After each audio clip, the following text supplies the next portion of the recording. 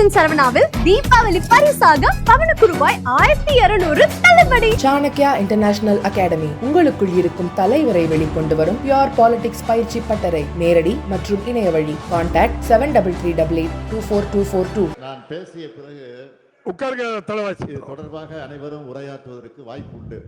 அந்த வாய்ப்பை சபாநாயகர் வழங்குவார் என்று நான் நம்புகிறேன். நிச்சயம் வழங்கப் போகிறார்.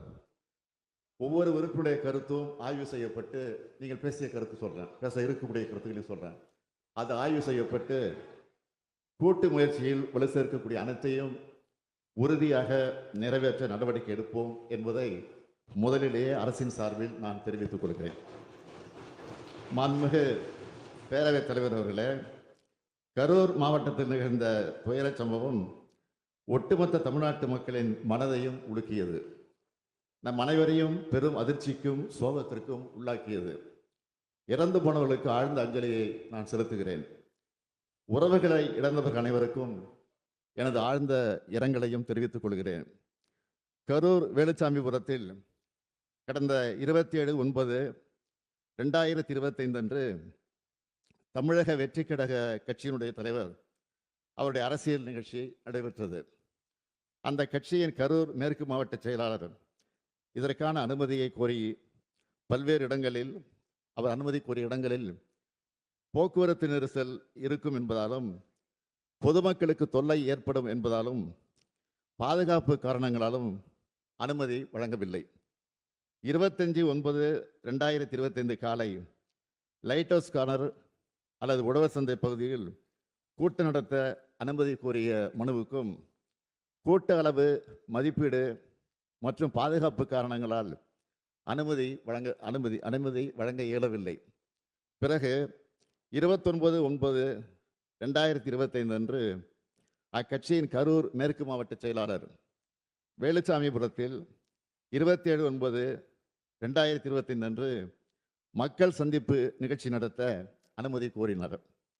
அவர் கொடுத்த மனு ஏற்கப்பட்டு 11 நிபந்தனைகளுடன் அனுமதி வழங்கப்பட்டது.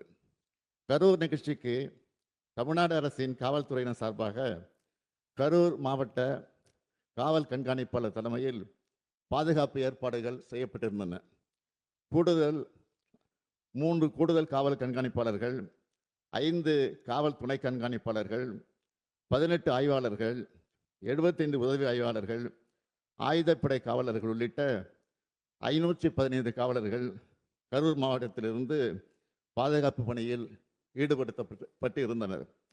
இது மட்டுமின்றி வெளி மாவட்டங்களிலிருந்து 1 காவல் துணை கண்காணிப்பாளர், 2 ஆய்வாளர்கள், 8 உதவி ஆய்வாளர்கள், 60 ஆயுதப்படை காவலர்கள், 20 அதிவிரைவு படை காவலர்கள் என 91 பேர் வரவழைக்கப்பட்டிருந்தனர்.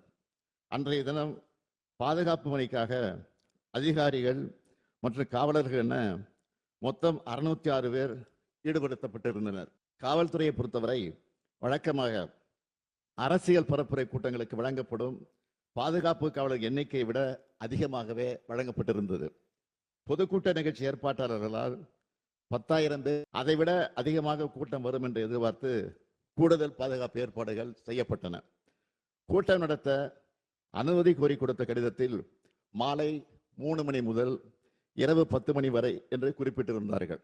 ஆனால் செய்தியாளர் சந்திப்பு மற்றும் சமூக ஊடகங்களில் மதியம் 12 மணிக்கு கட்சித் தலைவர் கரூர் வருவதாக அக்கட்சியின் பொதுச் செயலாளர் தெரிவித்திருந்தார்.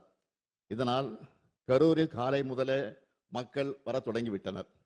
27/9/2025 அன்று அக்கட்சியின் தலைவர் சென்னையில் இருந்து காலை 8:40 மணிக்கு புறப்பட்டு 9:25 மணிக்கு திருச்சி வந்தடைந்தார். அதன் பின்னர் நாமக்கல் நிகழ்ச்சியில் கலந்து கொண்ட பிறகு கரூருக்கு இரவு 7 மணிக்கு வந்துள்ளார். அதாவது அறிவிக்கப்பட்ட 12 மணி கடந்து 7 மணி நேரம் கழித்துதான் வந்தார். இந்த காலதாமதம் கூட்ட நெரிசலுக்கு முக்கிய காரணமாக அமைந்தது. இங்கே அனைத்து கட்சி சார்ந்தவர்களும் இருக்கிறீர்கள். உங்கள் அனைவருக்கும் தெரிந்த விஷயம்தான். கூட்ட ஏற்பாட்டாளர்கள் சில முக்கியமான ஏற்பாடுகளை செய்ய வேண்டும். அவை அன்றைய தினம் கரூரில் செய்யப்படவில்லை. காலை முதல் காத்திருந்த மக்களுக்கு போதிய குடிநீர் இல்லை, உணவு வழங்க எந்த விதமான ஏற்பாடுகளும் நிகழ்ச்சியை ஏற்பாடு செய்தவர்களால் செய்யப்படவில்லை. இயற்கை பாதைகளை கழிக்க பெண்களால் வெளியில் செல்ல முடியவில்லை. சம்பவம் நடந்த அதே வேலுச்சாமிபுரத்தில் இதற்கு 2 தினங்களுக்கு முன்பாக, அதாவது 25/9/2025 அன்று மாண்புமிகு எதிர்க்கட்சி தலைவர் அவர்கள் கலந்து கொண்ட பரப்புரை நிகழ்ச்சி நடந்துள்ளது. அந்த கூட்டத்தில் பங்கேற்றிருந்தவர்கள் முறையாக ஒருங்கிணைக்கப்பட்டு கட்டுப்பாட்டோடு நடந்து கொண்டனர். எந்தவித அசம்பாவிதமும் இல்லாமல் நடந்து முடிந்தது. அதில் சுமார் 12,000 முதல் 15,000 பேர் பங்கேற்றிருக்கிறார்கள்.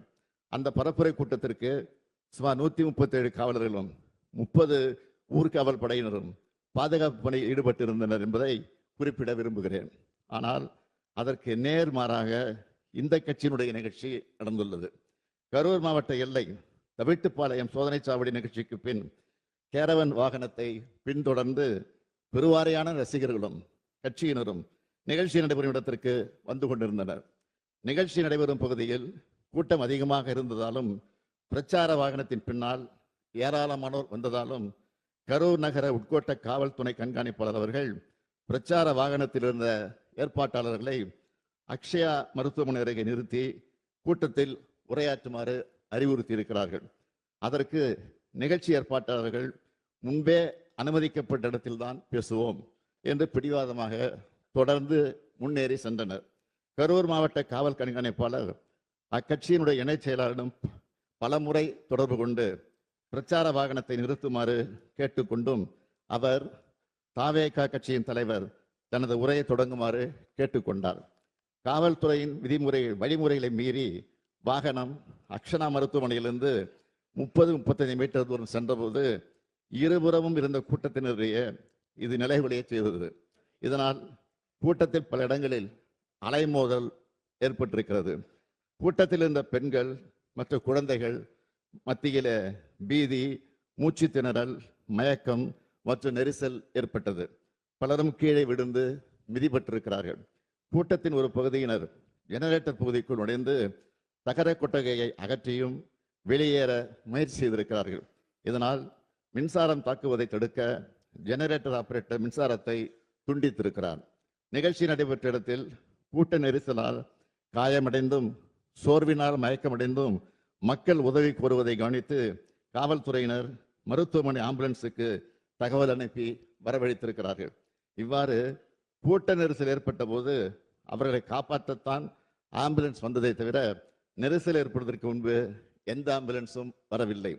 காவல்துறை, தீயணைப்பு மற்றும் மீட்புத் துறையினர் மற்றும் ஆம்புலன்ஸ் மீட்பு குழுவினர் காயமடைந்தவர்களை மீட்டு அருகில் உள்ள மருத்துவமனைகளுக்கு அனுப்பி வைத்தனர். மீட்பு பணிகளில் முழுவீச்சு நடைபெற்றுக் கொண்டிருக்கும் போது தாவேகா கட்சியினர் 2 ஆம்புலன்ஸ் ஓட்டுநர்களை தாக்கி ஆம்புலன்ஸ் வாகனத்தை சேதப்படுத்தி இருக்கிறார்கள். இதனால் மீட்பு பணிகள் தடைப்பட்டன. இது தொடர்பாக கரூர் நகர காவல் நிலையத்தில் 2 வழக்குகள் பதிவு செய்யப்பட்டு விசாரணை நடந்து வருகிறது. சம்பந்தப்பட்ட நபர் கரூர் நீதித்துறை நடுவர் முன்பு சரணடைந்திருக்கிறார். மற்றொரு குற்றவாளி 2 வழக்குகளிலும் தொடர்புடையதாக கைது செய்யப்பட்டிருக்கிறார்.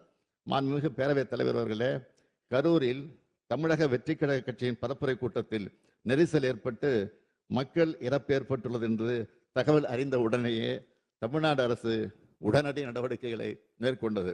மருத்துவம் மற்றும் மக்கள் நல்வாழ்வுத்துறை அமைச்சர், முதன்மை செயலாளர், தேசிய நல்வாழ்வு குழும இயக்குனர் உள்ளிட்டப்பட்டார்கள். மேலும் அன்று இரவே நானும் கரூருக்கு சென்று பாதிக்கப்பட்ட குடும்பங்களை சந்தித்து ஆறுதல் கூறினேன். கரூர் துயரத்தை கேள்விப்பட்டதும் என்னால் வீட்டில் இருக்க முடியவில்லை. அதனால்தான் உடனடியாக கரூருக்கு அன்றைய இரவே சென்றேன். மருத்துவமனையில் சிகிச்சை பெற்றவர்களை நேரில் பார்வையிட்டு மருத்துவரோடு ஆலோசித்து உத்தரவு பிறப்பித்தேன். அரசின் அனைத்து துறைகளிலும் ஒருங்கிணைந்து செயல்பட்டனர். அமைச்சர்கள் பலரும் அங்கு சென்று பணியாற்றினார்கள். கரூர் அரசு மருத்துவக் கல்லூரி மருத்துவமனையில் கூட்ட நெரிசலில் பாதிக்கப்பட்ட முதல் நபர் இரவு 7:47 மணிக்கு அனுமதிக்கப்பட்டார். தொடர்ச்சியாக 200க்கும் மேற்பட்டோர் சிகிச்சைக்காக கொண்டு வரப்பட்டார்கள். அனுமதிக்கப்பட்டவர்களுக்கு சிறப்பு சிகிச்சை அளிப்பதற்காக சேலம், நாமக்கல், மதுரை, திருச்சி, திண்டுக்கல், கோயம்புத்தூர், புதுக்கோட்டை ஆகிய இடங்களிலிருந்து 152 மருத்துவர்கள், செவிலியர்கள், மருத்துவ உதவியாளர் வந்து பணியில ஈடுபட்டார்கள். பொது சுகாதார இயக்குநர் தலைமையில் கூடுதல் மருத்துவ குழுக்கள் அமைக்கப்பட்டன. கரூர் மருத்துவமனையில் அனுமதிக்கப்பட்ட 700 படுக்கைகளோடு எந்த அவசர நிலையும் சமாளிக்க ஏதுவாக கூடுதலாக 400 படுக்கை வசதி ஏற்படுத்தப்பட்டுள்ளது. 24 மணி நேர அவசர சிகிச்சை மையம், சிடி ஸ்கேன் ஆய்வகங்கள் உள்ளன. பணிகளை விரைவுபடுத்திட திருச்சிராப்பள்ளி, திண்டுக்கல் மாவட்ட ஆட்சித்தலைவர்கள் மற்றும் மாவட்ட மருத்துவ குழுவினர் கரூர் அரசு மருத்துவக் கல்லூரி மருத்துவமனைக்கு வந்து ஹெல்ப் டெஸ்க் அமைத்து இறந்தவர்களின் உடல்களை காவல்துறை உதவியோடு அடையாளம் கண்டு பொது சுகாதாரம் மற்றும் நோய் தடுப்பு மருந்துத்துறை அலுவலர்களின் உதவியோடு உடற்கூராய்வு செய்வதற்கு ஏற்பாடு செய்தனர். கரூருக்கு அருகில் உள்ள சேலம், நாமக்கல் மற்றும் மதுரை அரசு மருத்துவக் கல்லூரி முதல்வர்கள் தங்கள் மருத்துவக் கல்லூரியிலிருந்து சிறப்பு மருத்துவ குழுக்களோடு 27/9/2025 அன்று இரவு கரூர் அரசு மருத்துவக் கல்லூரி மருத்துவமனைக்கு வந்தனர். இது தவிர திருச்சிராப்பள்ளி, திண்டுக்கல், கோயம்புத்தூர், புதுக்கோட்டை உள்ளிட்ட அரசு மருத்துவக் கல்லூரியில் இருந்தும் சிறப்பு மருத்துவர்கள், செவிலியர்கள், ஆய்வக வல்லுநர்கள், பிரேத பரிசோதனை உதவியாளர்கள் என மொத்தம் 152 பேர் கரூர் அரசு மருத்துவக் கல்லூரி மருத்துவமனைக்கு வந்தனர். இச்சம்பவத்தில் சிகிச்சை பெற்று வந்த அனைவரும் வீடு திரும்பி இருக்கிறார்கள். ஒருவர் மட்டும் சென்னை ஸ்டான்லி அரசு மருத்துவமனையில் சிகிச்சையில் இருக்கிறார். உயிரிழந்தவர்களின் மொத்த எண்ணிக்கை 41. இதில் ஆண்கள் 13 பேர், பெண்கள் 18 பேர், குழந்தைகள் 10 பேர். கரூர் மருத்துவக் கல்லூரி மருத்துவமனையில் உள்ள பிணவரையில் இறந்த அனைத்து உடல்களையும் குளிர்சாதன பெட்டியில் வைப்பதற்கு போதிய வசதி இல்லாத காரணத்தால் அன்றைய இரவில் உடற்கூராய்வு செய்வதற்கு மாவட்ட ஆட்சித்தலைவருடைய சிறப்பு அனுமதி பெற்று உடற்கூராய்வு மேற்கொள்ளப்பட்டது. உடனடியாக உடற்கூராய்வு நடைமுறைகளை முடித்து பாதிக்கப்பட்ட துக்கத்தில் இருக்கக்கூடிய குடும்பங்களிடம் உடல்கள் ஒப்படைக்க வேண்டி கரூர் அரசு மருத்துவக் கல்லூரி தடவியல் துறை தலைவர் சங்கர் அவர்களுடைய தலைமையில் 24 மருத்துவர்கள் மற்றும் 16 உதவி பணியாளர்கள் அடங்கிய குழு அமைக்கப்பட்டு உடற்கூராய்வு செய்யப்பட்டது. 28/9/2025 அன்று அதிகாலை 1:45 மணிக்கு முதல் உடற்கூராய்வு துவங்கப்பட்டு 28/9/2025 அன்று மதியம் 1:10 மணி அளவில் 39வது உடற்கூராய்வு முடிவுற்றது. காவல்துறை உயர் அதிகாரிகள் தலைமையில் 200க்கும் மேற்பட்ட காவலர்கள் 27/9/2025 அன்று கரூர் அரசு மருத்துவக் கல்லூரி மருத்துவமனை வளாகத்தில் குழுமிய பெரும் கூட்டத்தினரை ஒழுங்குபடுத்தி எந்த ஒரு அசம்பாவிதம் ஏற்படாமல் கவனித்துக் கொண்டனர். உயரமான இச்சம்பவத்தில் தமிழ்நாடு அரசின் சார்பில் முதலமைச்சர் பொது நிவாரண நிதியிலிருந்து உயிரிழந்த 41 நபர்களின் குடும்பங்களுக்கும் தலா 10 லட்சம் ரூபாய் வழங்கப்பட்டது.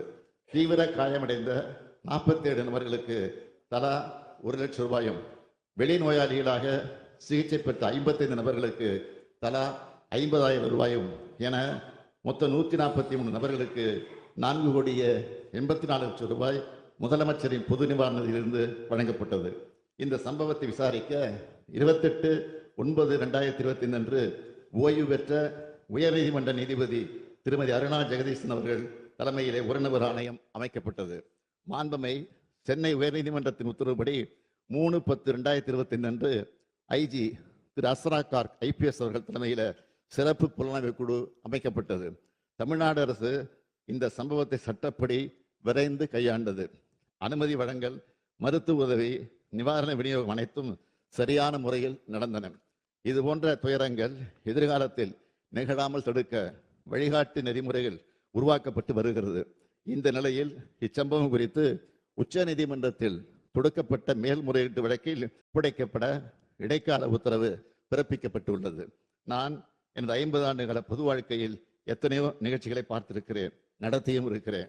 இங்குள்ள அனைத்து அரசியல் இயக்கங்களை சார்ந்தவர்களும் இத்தகைய அனுபவம் கொண்டவர்கள்தான். மாநாடுகள், பொதுக்கூட்டங்கள், ஆர்ப்பாட்டங்கள், போராட்டங்கள் நடத்தும் போது அதற்குரிய சட்டத்திட்டங்களும் நெறிமுறைகளுக்கும் பொது ஒழுக்கங்களுக்கும் கட்டுப்பட்டு நடத்தப்பட்டு வருகின்றன.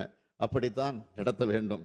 கட்டுப்பாடுகளை மீறும்போது அதனால் பாதிக்கப்படுவது நிகழ்ச்சிகள் நடத்தும் கட்சியினுடைய தொண்டர்கள் தான், நமது தமிழ்நாடு மக்கள் தான். சமூக வலைத்தளங்களில் தேவையற்ற வதந்திகள் பரவிய போது அதற்கு முற்றுப்புள்ளி வைக்க வீடியோ மூலமாக எந்த அரசியல் கட்சி தலைவரும் தன் கட்சி தொண்டர்களும் அப்பாவி பொதுமக்களும் இறப்பதை விரும்ப மாட்டார்கள் என்றுதான் நான் குறிப்பிட்டேன். இறந்தவர்கள் நமது உறவுகள் என்பதை மனதில் வைத்து அனைவரும் செயல்பட வேண்டும் என்று கேட்டுக்கொண்டேன்.